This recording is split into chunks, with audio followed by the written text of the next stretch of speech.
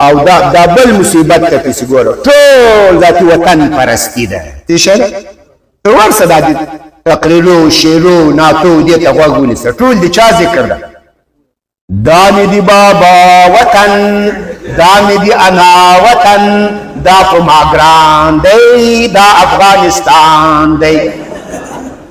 دا شی او دی وطن بچای تعالی ځان څه جوړ کړی دی وطن متن په اسلام کې نسته دار الاسلام ده افغانستان په آیت او حدیث کې نسته دا وطنونه سدي لږ نور تفصیل هم درته وکم دا وطنونه سدي دا د دریو خلکو دي د چا دي دا د سیاسيونو دي د چا دا د نظامی خلکو دي او دا د لویو مالدارانو دي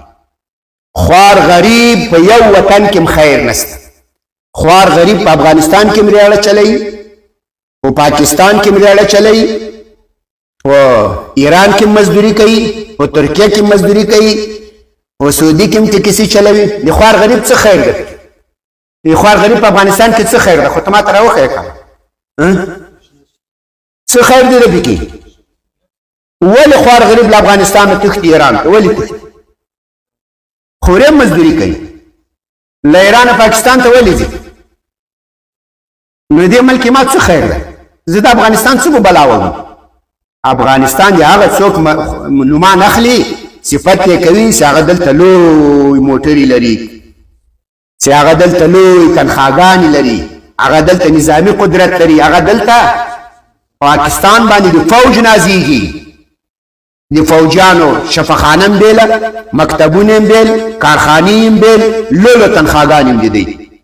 هلته د سیاسي لیډران پرې نازیږي څوک سیاسي لیډران چې سیاسي ډلې دي پیسې دي جلسې دي زنده‌باد مرده‌باد هلته د کارخانو و لولو تاجران نازیږي چې اقتصادي ژوند هم کې برابر ده خوار غریب پاکستانی سریاله چلی د په پاکستان کې څه خیر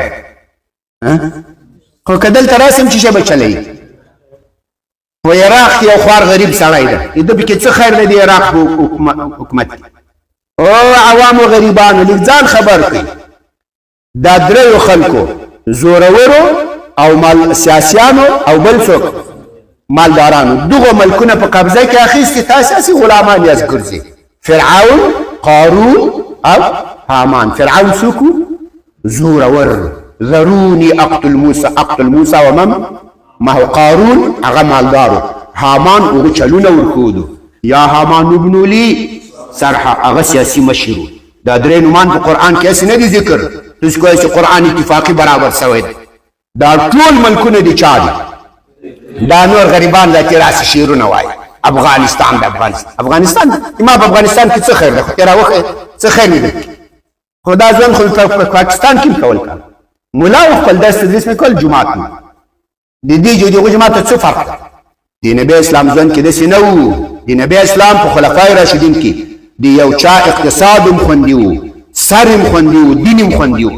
عمر ته نو بچای به پیدا شي شي ورته مقرره وای تنخواه ورته مقرره وای د عمر صاحب یو عادي مسلمان منځ کې فرق وو یو رجل اسمعوا واطيعوا واوري ومني سلمان فارسی ورته راځي وای لا نسمع ولا نطيع نه اور نه منو وای ولی وای آدي غنیمت صادرونه سراغلی دي موږ یو د جتاد ودی ازمو یک استو دو تاس عمر صاحب غفو یا عبد الله شاغلونك ويا عبد الله ابن عمر او عمر زویا وای لبیک یا امیر المؤمنین وای دې سړي جواب وای هغه جګ سوای دا یو صادر ما خپل پلار ته ورکو یک چادره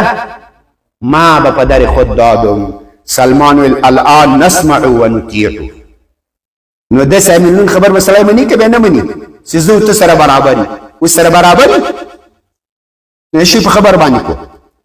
د خندق په غزوه کې صحابه کرام راغلو یا رسول الله دسی وګیو په خېټه باندې تیږي تړلې نبی اسلام خپل لمن را اوچت کړ دوی تړلې دوی تړلې دا سيناولو څنګه په لوته ناستو او دې تیږي په خېټه باندې تړلې ځان خبر کو کی وطن د چا ده د دریو خلکو کځان خبر د دغه دریو کې مزید نظامیان او سیاسي مشران او تاجران لوی کارخانو فابریکو دي دغو پکې مزید ټول وطنونه دي دغو دي نور د غریبان همغه وریاړه د ټنګه د غریبې کشوي راوړه کیس راوړه مالیه راوړه بیرته راځو خپل سبق ته خفه نه سئ مطلب مې دا و دا لوی محدثین سو لوی خلک سو تاسې سفرونو ته وګورئ په خپل سفر کې مصر و شام و مکې و بغداد و دې ته سفرونه کړي امام ابو داود وفات امام ابو داود رحمه الله په 215 هجري کې دا بعضې خبرې خو ما درته ویلي وو مال در باندې منمې نه خالي څه شی پکې بند کړئ سوچ پکې بند کړئ لږ له ځان سره کښېنئ سوچ وکړئ او قرآن زده کړئ حدیث زده کړئ د نبی اسلام په سیرت کې خلفای راشدینو په سیرت ځان خبر کړئ موږ هر شي ته اسلام وایو څه شی ده